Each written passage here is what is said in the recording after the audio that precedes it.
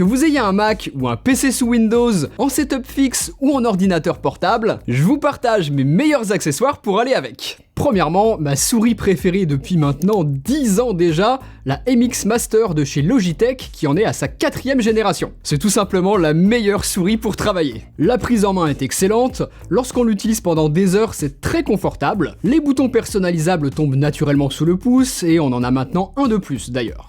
La roue horizontale est plus longue qu'auparavant, ce qui rend son utilisation encore plus simple. Dans du montage vidéo, moi ça me fait gagner un temps fou, et on peut personnaliser ça en fonction des logiciels, on peut créer des profils en fonction des applications. Cette MX Master 4 embarque maintenant un retour haptique sur le bouton à plat, caché sous le pouce. Alors ça fait pas bosser plus rapidement, mais à l'utilisation c'est quand même très agréable. En appuyant sur ce bouton d'une simple pression du pouce, on affiche ce menu dans lequel on va pouvoir afficher les raccourcis que l'on veut, c'est totalement personnalisable.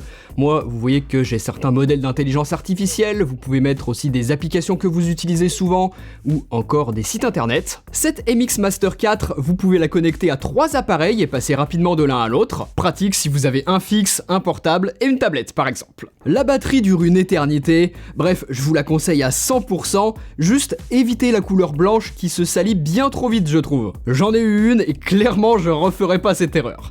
Donc je vous laisse un lien dans la description de la vidéo et si vous avez un petit peu moins de budget, prenez celle d'avant, la MX Master 3S qui aura le clic silencieux que n'avait pas la MX Master 3. Donc oui, la MX Master 4 est géniale, mais la 3S reste excellente elle aussi, et elle est moins chère. Ensuite, mon casque à réduction de bruit préféré, c'est celui de Sony. Comme pour la souris, je suis un fan depuis très longtemps, j'ai utilisé le Mark III pendant des années. Le Mark V, j'ai pas tellement été convaincu par les choix qu'a fait Sony dessus, donc du coup je l'ai pas acheté. Mais là, le nouveau Mark VI coche toutes les cases pour moi. Le casque est léger, et on est revenu à un format pliable, ça c'est super. Avec la pochette de transport, on a un ensemble plutôt compact et qui se transporte très facilement. J'ai beau utiliser un iPhone, un Mac, ce qui me fait préférer ce casque aux AirPods Max d'Apple, outre le côté pliable vraiment super pratique, eh bien c'est le confort. C'est simple, il n'existe pas mieux. Je suis super bien avec, et même lorsque je ne le porte pas sur les oreilles, que je mets juste comme ça autour du cou, eh bien là aussi je le trouve beaucoup plus confortable que plein d'autres casques. Les pavillons sont très doux, et le casque est conçu de façon à ce que l'on ait jamais mal en le portant avec des lunettes ou avec une casquette par exemple, ce qui n'est clairement pas le cas de tous les casques. Là vraiment le design est excellemment bien pensé, moi j'adore. Là récemment j'ai vraiment passé une journée complète avec le casque sur la tête parce que mes voisins faisaient des travaux, et au bout de quelques heures, j'en oubliais carrément que j'avais le casque sur les oreilles. C'est ultra confortable et j'étais parfaitement isolé. Parce que oui, le deuxième point qui est vraiment génial sur ce casque, c'est sa réduction de bruit active qui est la meilleure qui existe. C'est meilleur que des AirPods Max d'Apple, c'est meilleur aussi que ce que peut faire Bose par exemple. En prenant l'avion, dans les transports en commun, dans la rue pour s'isoler des bruits de voiture, ou même juste chez vous ou au bureau pour bosser au calme, c'est incroyable. Moi, il y a plein de situations où je porte ce casque sans mettre de musique dedans. J'active juste la réduction de bruit active et je n'entends absolument plus rien de ce qui se passe autour de moi, je suis vraiment dans ma bulle. C'est trop bien pour ça. La qualité de son est très bonne pour l'usage que j'en ai, on peut juste regretter que l'on ne puisse pas utiliser l'USB type C pour de l'audio lossless. Donc les AirPods Max d'Apple vont garder l'avantage sur la qualité audio générale, mais moi ça me convient ainsi, et pour le confort et la réduction de bruit sans équivalent, moi je préfère celui-ci. Maintenant, si vous avez déjà pensé à créer votre propre site internet, que ce soit pour un blog, une boutique en ligne, un portfolio, annoncer un heureux événement ou même la page d'une association, vous avez forcément besoin d'un bon hébergement web. Justement, O2Switch, le sponsor de cette vidéo, est une entreprise française basée à Clermont-Ferrand qui propose l'une des meilleures solutions du marché. Leur nouvelle offre cloud inclut absolument tout ce dont vous avez besoin.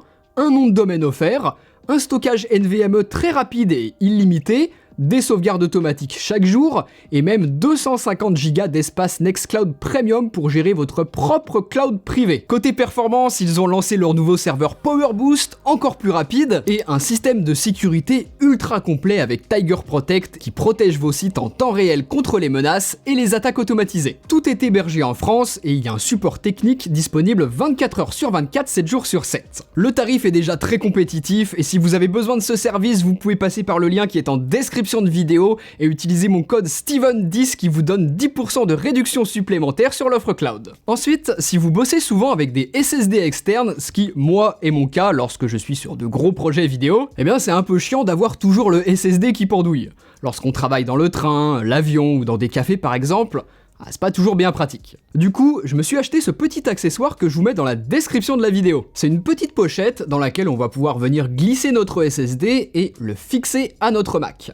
Au dos, c'est du 3M, donc de l'adhésif, et le 3M, je sais pas si vous connaissez, mais c'est du costaud. Moi, je m'en sers par exemple pour fixer des cadres au mur sans percer, et ça n'a jamais bougé d'un millimètre. Donc là, autant vous dire que si vous collez ça au dos de votre Mac, ça restera parfaitement en place pendant des années, même si vous le frottez dans un sac par exemple. Donc vous le mettez à un emplacement assez stratégique, et ensuite vous venez glisser votre SSD à l'intérieur, vous le raccordez à votre Mac avec son câble, et il restera bien en place. C'est super pratique, notamment comme je vous l'expliquais, si vous travaillez en déplacement pour ne pas avoir le SSD qui pend, surtout si vous utilisez un câble relativement petit. Là, vraiment, comme dans mon cas ici, il n'y a absolument rien qui dépasse, c'est parfait. Si vous ne voulez pas vous embêter à brancher des disques externes à votre Mac, que vous voulez juste plus d'espace de stockage parce que celui de votre Mac arrive à saturation, vous vous êtes rendu compte que le stockage chez Apple, ça coûte une fortune, et ça sans aucune autre raison que de se faire des marges énormes sur notre dos. Donc au lieu de payer mensuellement pour du stockage iCloud, qui au fil des années va vous faire quand même un sacré budget, faites plutôt comme moi et mettez ce budget dans un NAS de chez Ugreen. La mise en place est super simple. Vous mettez des disques durs à l'intérieur, de la capacité dont vous avez besoin, et vous configurez en quelques clics votre propre cloud privé. C'est hyper intuitif, vraiment n'importe qui peut faire ça sans connaissance en informatique, et vous allez pouvoir décharger votre smartphone de vos photos et de vidéos qui s'accumulent au fil des années pour faire du tri, stocker des films, des séries, des documents, etc. Ce qui est pratique, c'est qu'à partir du moment où vous connectez votre NAS à Internet, tout ce qui est dessus sera accessible depuis n'importe où, via smartphone, tablette, ordinateur. Et là, la question de la vie privée ne se pose plus, puisque ce sont vos disques dans votre serveur qui se trouvent chez vous. Bien entendu, là, il n'y a aucun abonnement à payer. Vous vous équipez en matériel et ensuite, vous l'avez à vie. Les connectiques audio peuvent vous permettre de raccorder le NAS à votre télévision pour en faire un lecteur multimédia, par exemple.